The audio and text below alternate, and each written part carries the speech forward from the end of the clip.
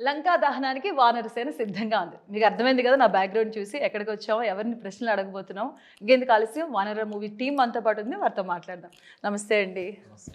So interview ముందు start చేసే ముందు అందరం ఒకసారి రామదూత హనుమాన్‌కి జై. So good positive vibe. So నేను పెట్టుకుంది కూడా వానర కాబట్టి. సో వానర ఏంటి అసలు?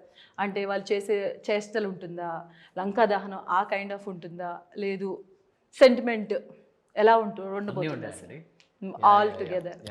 వాళ్ళ ఆకతాయితనం ఉంటుంది, వాళ్ళ ఎంత కంత్రిగాళ్ళు ఉంటుంది, వాళ్ళు లంకాదనం చేస్తే ఎలా ఉంటుందో అది ఉంటుంది. అండ్ ఒక there is a different emotion also in the film. అంటే మీరు ఫస్ట్ డైరెక్టర్ మీరే అండ్ హీరో కూడా మీరే. డైరెక్టర్ అనుకొని ఫస్ట్ హీరో వేరే అనుకున్నారా, డైరెక్టర్ వేరే అనుకున్నారా, ఏది అట్లా షిఫ్ట్ అయింది? అనుకొని డైరెక్టర్ వేరే వాళ్ళు అనుకున్నాను. ఓకే, రెండు చేయాల్సి వచ్చింది. అంటే అది ఎలా టర్న్ అవుట్ అయింది? కుదరకనా లేకపోతే మీకు ఆ విజన్ సెట్ కాకనా? వేరే వాళ్ళు కొంచెం కుదరక మళ్ళీ ఇంకో రిస్క్ తీసుకోలేక కొంచెం బ్రేక్ తీసుకొని నాకు నేనే చేసుకున్నాను. సో అంటే మీ విజన్కి మీరు అనుకున్న దానికి కంప్లీట్గా అవుట్పుట్ అలా వచ్చిందా?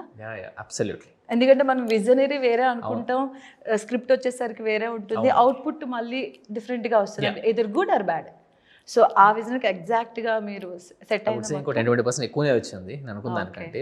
బికాస్ ఎందుకంటే మేము స్టోరీ లాక్ చేసినప్పుడు in 2023 there was no AI, budding స్టేజ్లో ఉంది అప్పుడు.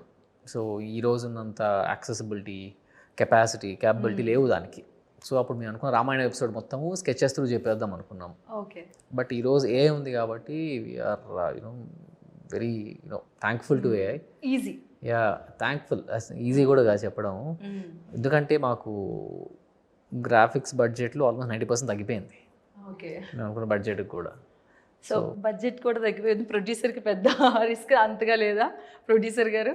ఆ విషయంలో మీరు హ్యాపీయా? అంటే అక్కడ తగ్గింది బడ్జెట్. ఐ థింక్ ఇట్స్ కూడా బిగ్ బడ్జెట్ కదా. ఆల్మోస్ట్ మీరు ప్రెస్ మీట్లో పెట్టినప్పుడు 5 kilos అయింది సమేత చెప్పారు కదా. It's good. సో అంటే వానర మూవీ అంటే మీరు చెప్పినట్టు ఈ వానర సైన్యం మెయిన్ ఇంపార్టెంట్. వానరకి వానర సైన్యం, వానర అధ్యక్షుడి కంటే వానర సైన్యం మెయిన్ ఇంపార్టెంట్. సో ఈ మూవీలో మిగతా క్యారెక్టర్స్ ఎలా ఉండబోతున్నాయి అసలు? ఎవరెవరు? అంటే హీరో క్యారెక్టర్ కూడా ఆ వానర సైన్యంలో ఒకడు. సో హీరో అనేవాడు అండ్ మేబీ అతని దగ్గర ఉన్న మనుషులందరూ కూడా వానర సైన్యమే. ఆ వానర సైన్యం వెళ్ళి రావణుడి మీద దాడి చేస్తే ఎలా ఉంటుందో అదే మన కథ.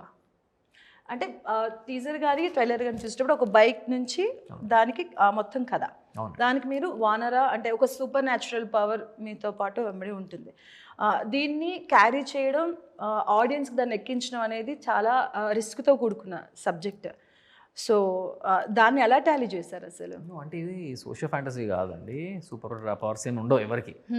సూపర్ న్యాచురల్గా ఇప్పుడు పైన ఇవన్నీ కాన్సెప్ట్ పోస్టర్స్ మనకి. బట్ సినిమాకి వచ్చేసరికి what we have done is మన కథ 5100 BCE నుంచి స్టార్ట్ అవుతుంది, రామాయణం నుంచి. అక్కడ నుంచి అసలు ఏమైంది, అసలు ఈరోజు ఎలా మెటఫర్స్ తీసుకుంటున్నాం మనము. అండ్ మన స్టోరీ మొత్తంలో కూడా మనము చిన్న మైథాలజికల్ టచ్ ఉంటుంది కానీ ప్రాపర్ మైథాలజీ ఉండదు except for the starting part. So mythological metaphors తీసుకుంటూ స్టోరీని వేవ్ చేసుకుంటూ ఫైనల్ ఏమైంది అనేది మనం చెప్తున్నాం. Okay, good. సిమ్రన్